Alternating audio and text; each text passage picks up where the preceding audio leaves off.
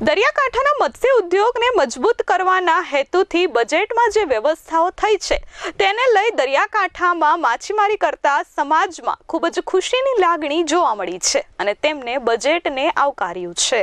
કેન્દ્રીય મંત્રીમંડળની બેઠકમાં વર્ષ 2026ના બજેટને નાણામંત્રી નિર્મલા સીતારમણ દ્વારા રજૂ કરાયા હોય ત્યાં બજેટમાં દરિયાકાંઠાના મત્સ્ય ઉદ્યોગને મજબૂત કરવાના ઉદ્દેશ સાથે કેન્દ્રીય બજેટને જાફરાબાદ માછીમાર સમાજે આવકાર્યું હતું।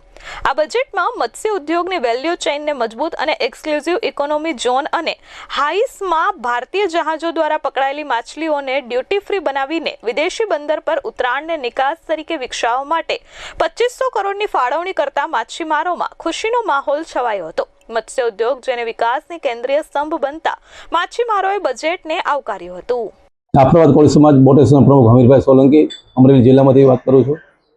જે કાલે કેન્દ્રનું બજેટ સીતારામજીએ જે કાલે ફિશરમેન માટે જે બજેટ પસાર કર્યું તેમાં અમને ખુશીનો માહોલ છે, કારણ કે જે એક્સપોર્ટ ડ્યુટી ઝીરો કરી બીજા નંબરમાં ગવર્મેન્ટ સેન્ટ્રલ ગવર્મેન્ટ તરફથી ઘણી બધી અમને સવલતો આપવામાં આવે છે, જેને કે એન્જિનની, પછી આઈસ પ્લાન્ટમાં, ફિશ પ્લાન્ટમાં ઘણા બધી ગવર્મેન્ટની સ્કીમ છે।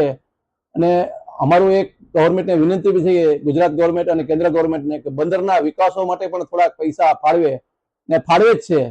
એટલે આવું જે બજેટની અંદર જે અમારા ફિશરમેનનું પણ ગવર્મેન્ટ ધ્યાન રાખે છે, એટલે અમે ગવર્મેન્ટ, કેન્દ્રની ગવર્મેન્ટ અને ગુજરાત ગવર્મેન્ટના શ્રી મોદી સાહેબ અને અમારા ભૂપેન્દ્ર પટેલ સાહેબ અને અમારા રાજ્ય કક્ષાના મંત્રી પરસોત્તમભાઈ સોલંકી અને અમારા બધાનો અમે આભાર માનીએ છીએ। Dharmesh Mehta, S24 news, Amreli.